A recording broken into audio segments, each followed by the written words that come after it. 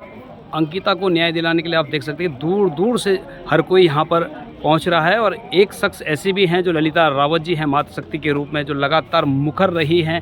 जब भी अंकिता भंडारी की जो यहाँ पर सुनवाई हुई है केस के संबंधित, तो हमेशा यहाँ पर मुखर होकर रही हैं, आंदोलन करती रही हैं। आइए उन्हीं से जानें कि आज आप रामनगर से यहाँ पर पहुँची हैं तो किस रूप में देखती हैं आप इस फैसले को, जो अंकिता भंडारी का जो फैसला आज यहाँ पे कोर्ट ने दिया है। आज जो अंकिता भंडारी का केस का जो आखिरी फैसले का दिन था, तो सभी लोग बहुत इंतज़ार कर रहे थे कि कैसे क्या होगा इसका फैसला। लेकिन देखा जाए तो जो फैसला हुआ है कुछ हद तक तो ठीक है, क्योंकि जब तक ये फैसला जन दबाव के कारण हुआ, अगर जन दबाव नहीं होता तो शायद ये फैसला जो उम्र कैद की सज़ा सुनाई है वो नहीं हो पाती। लेकिन जो असली गुनहगार हैं, जी वीआईपी की आप बात कर रहे हैं, वीआईपी की बातें हो रही थी, उसका जो नाम है आज तक उजागर नहीं हुआ। सबसे बड़ा वही है, उसका नाम उजागर होना चाहिए। और जिन्होंने साक्ष्य मिटाने के लिए बुलडोजर उस मकान पर बुलडोजर चला दिया, उनका नाम उजागर होना चाहिए। जब तक उनका नाम उजागर नहीं होगा तब तक ये केस हम मानेंगे कि हम अभी भी जनता के हक में नहीं है। लेकिन असली में सज़ा उन्हें उम्र कैद के बजाय फांसी होनी चाहिए थी, क्योंकि जो भारत सरकार है, उत्तराखंड सरकार है, बेटी बचाओ बेटी पढ़ाओ का नारा तो बहुत ज़ोर शोरों से दे रही है। लेकिन देखा जाए तो आज इस केस को लगभग 2.5 साल हो चुका है।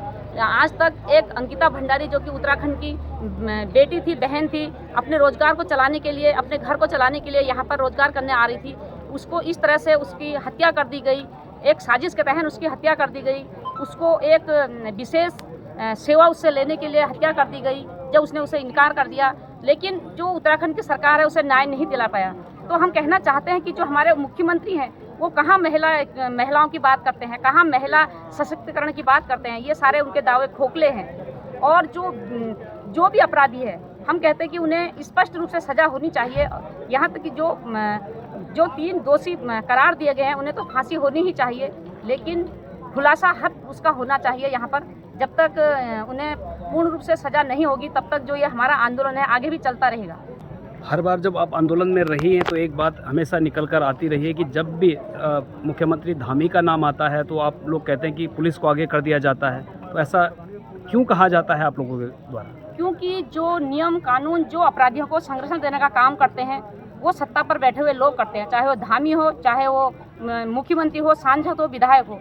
ये लोग अपराधियों को बचाने का काम कर रहे हैं, लेकिन उसके एवज में अपनी सुरक्षा के लिए वो पुलिस को आगे करते हैं। क्योंकि पुलिस भी हर जो यहाँ पर संघर्ष कर रहे हैं उनके परिवार के सदस्य हैं, लेकिन आमने सामने लड़ाया जाता है पुलिस और जनता को।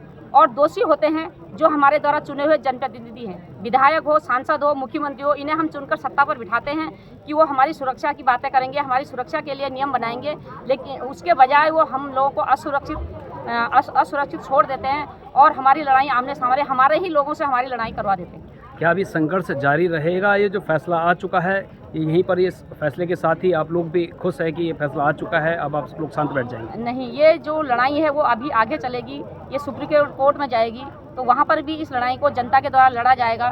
जनता जब तक असली अपराधी का नाम उजागर नहीं होता तब तक ये लड़ाई जारी रहेगी। और हम महिला एकता मंच के जो साथी रामनगर से आए हुए हैं, हम बराबर इसमें भागीदारी करेंगे और इस लड़ाई को अंजाम तक पहुँचाने की पूरी कोशिश करेंगे।